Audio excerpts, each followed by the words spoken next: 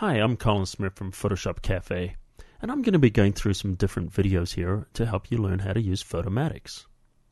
Here we are starting with 3 photographs.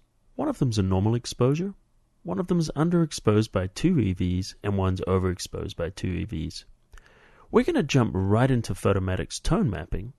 We're not actually going to merge them here. If you want to learn how to merge these photos together, have a look at one of the other videos on the Photomatics website. Right now we have a merged 32-bit image. You can't see all the details on a standard monitor. That's why we need to tone map. Because right now what we've got is the 32 bits of image, but not all these pixels are displayable on screen. There's stuff that's too bright to be seen on a monitor, and there's stuff that's too dark to be seen on a monitor, but the detail is there. So let's go to the next step, which is tone mapping. We click the tone mapping button, and we're going to get our option here. Now there's 2 different types of tone mapping. You'll see there's detail enhancer and tone compressor. Tone compressor gives us a little more of a natural result. And in fact, we'll start with that and then we'll move on to detail enhancer. And one of the beautiful things about HDR is in a standard photograph, the side of this boat would be white. We would never be picking up this texture of the water here, which is just really adding a lot of beauty to this photograph. So the first thing we have is the overall brightness.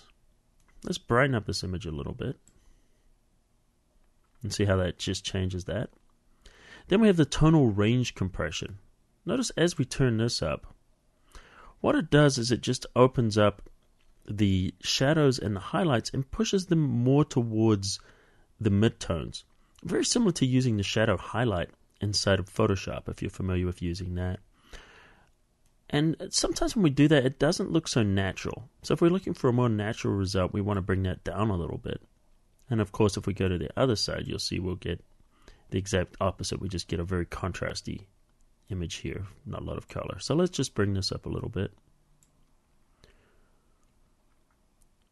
And now we're going to work with the contrast adaptation. Watch what happens when we turn this up. It starts to flatten out these colors and gives us more vibrant colors. As we pull it down to the left, we're going to get more of a contrasty looking image. A little bit more natural once again.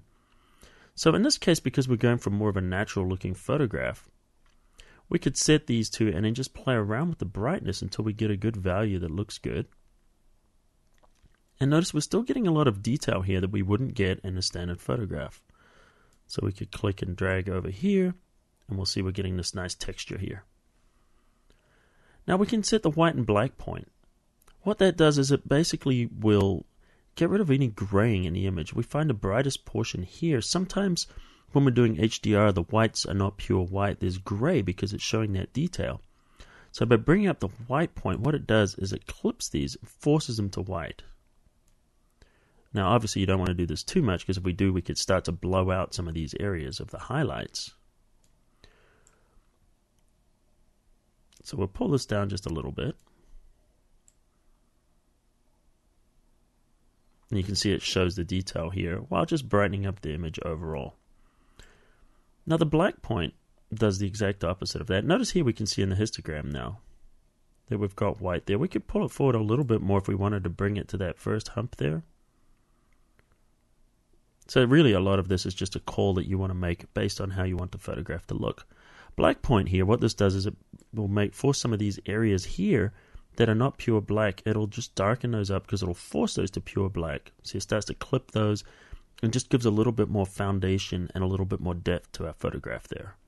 So it's starting to look a lot more natural, adds more contrast. Then we've got the temperature. If we take it to the left, it cools it, giving it a blue color cast. Pull it to the right, it warms it up.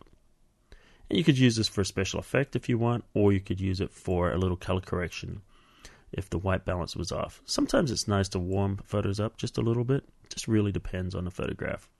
And then of course saturation, bring it all the way up. The colors become very vibrant and boosted. Take it all the way to the left, and we can actually take it all the way to black and white. So if you want to have a lightly saturated image, lower that, or just keep it at 0. And it gives us a much more natural looking result, and now we can see all our details are viewable on screen. You can see quite a big difference between that and the untone mapped image there. Once again, let's go back, see it tone mapped. Just brings out the detail where we want it. Now let's go to the detail enhancer. Now this is very different than tone compressor. Tone compressor is global, whereas the detail enhancer works locally on each individual pixel. And as we work here, we're going to create more of an illustrative look. So let's bring the strength. This gives the overall strength of the tone mapping. Let's bring it all the way up. And then there's other options we can play with. The color saturation, just overall, how much color do we want? We can really boost that color. Or we can take it to the left and drop a little bit of color out. Gives more of a cinematic look. Luminosity controls our overall brightness. As we increase that, it's just going to make the image a lot brighter. And if we take it to the left, it's going to make it darker. You can see that. So let's just open it up a little bit. It's opening up the brightness, of course, of the luminance of the photograph. Now the light smoothing. This gets a different way that we're going to tone map. If we push this all the way to high, we'll get a much more natural effect. If we take it all the way to the left, it can be very illustrative and quite interesting. It really depends on what type of effect you want. In this case, let's grab it in the middle. So this is going to give it a nice tone mapping effect, but while still giving you a very solid illustrative look as well. And a micro contrast, let's turn that up, and this just really adds a lot more detail to these edges. This is what starts to give it that really illustrative look too. If we tilt the Microsoft contrast all the way to the left, you can see how we get this very, there's not a lot of contrast going on here in these areas. It's just very smooth. And we crank this up, we're going to get a lot of detail showing. And a lot of contrast showing in the detail between the whites and the blacks. Alright, let's have a look at our tone settings. Notice one of the things you'll see in the new version here too. We can just click and open these different groups one at a time. This is nice for saving screen real estate. So let's look at the tone settings. Let's pull the white point all the way to the left just so we can start. You can see it's very dark now. Now the white point and the black point work exactly the same way they do in a tone compressor. As you'll notice, there's no pure whites here. And by pulling it up, what we're doing is we're just forcing these lighter areas to white. And that gets rid of the graying in the whites while still showing the beautiful detail. Same thing with the black point. If we have these areas here which are very grayish, let's have a look there. You can see it's not really black. There's no true blacks in there. If we pull up the black point just a little bit here, it'll darken those areas. You can see they're starting to darken them, and that allows the true black, say for example here, to come through. So we're setting that black point there. Now be careful not to overdo the white and black point. In fact, a lot of the time in my images I don't even have to apply these, because if we push the white and black point up too much, then we're kind of undoing the whole point of doing HDR, which is extending the dynamic range of our photograph. Now let's look at our gamma. The easiest way to think of gamma is our midtone. If we pull it up here, what it does is it brightens up our midtones. Take it to the left and it darkens our midtones. So let's find a nice balance here. So we're opening up these midtones, and a lot of the time I'll actually work with the gamma and the luminosity together. Sometimes when you turn the gamma up, you might want to drop the luminosity down a little bit. And vice versa, when we drop the gamma down, we would want to increase the luminosity so that the image doesn't get too dark. Let's look at the next set, which are the color settings. And we can see in our color settings here, we've got our temperature.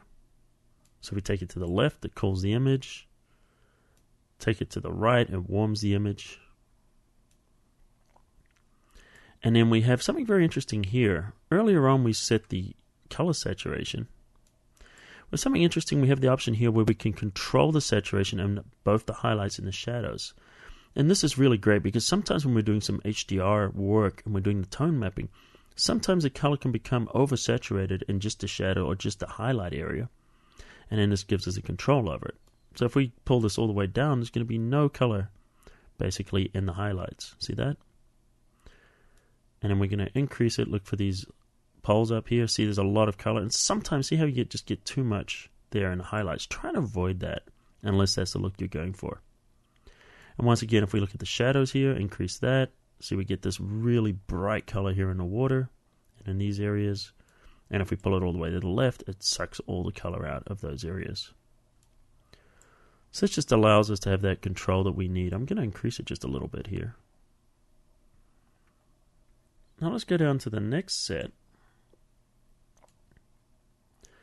And this is our smoothing settings. This is where we get rid of the noise. If we look at some of these areas here, we're going to see there's going to be a little bit of noise introduced. It's a very common thing that happens in HDR. By default, the smoothing is turned to 2. We're going to pull it all the way down just so we can look at this noise. You can actually see it quite easily right there in the loop too. But let's have a look at some different parts of the image here as we move over. We can see we've got some noise here. We've got some noise around there. And also one of the other things that happens sometimes when you really push these things up, we can get some halos going in the sky. In this case, it's not too bad.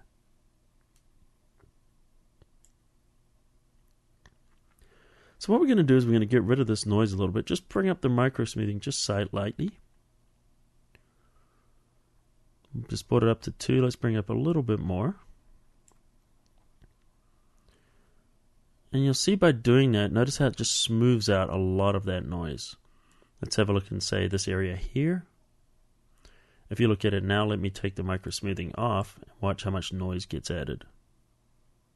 So you can really see the grain starts to really show up in there. So let's pull that up a little bit. And we're also going to go over our boat. Maybe this area here we can look at.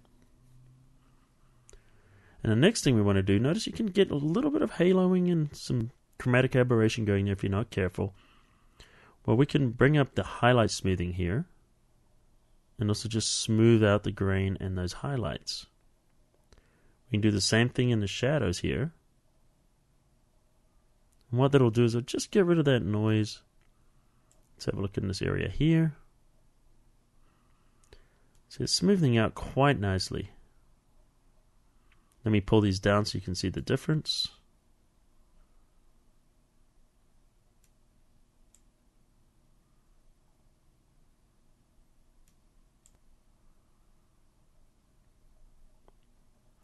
You can start to see some of that grain will be there. Well, let's find a better portion of the boat. You can start to see it there in the windows. Let's bring it back in. Pull it up in the highlights a bit. And we'll pull it up in the shadows a bit. Watch here. So it just starts to smoothen it out a little bit. Now, one of the things that happens sometimes is we'll have some areas, say, for example, here where we get this color noise in there. And it can appear mainly in the really dark shadows. So one of the things we can do is we use the shadow clipping. If we pull that up a little bit, watch what happens here. It just takes those dark areas, see that, and it just forces them to black. And then it just gets rid of that little bit of color noise and gives us a much cleaner conversion. So here we go right now, we're looking at our image here that's been tone mapped. And now we could just hit process, and then once we hit process, it's basically going to go in there and it's just going to work and just process that image. When you're satisfied with your final tone mapping, you can save it. That's always a good idea to do. For more information on HDR, I've created a 2.5-hour video called Photoshop and HDR. You can find it linked to Colin Smith's video on the resource page right here on the HDR Soft website.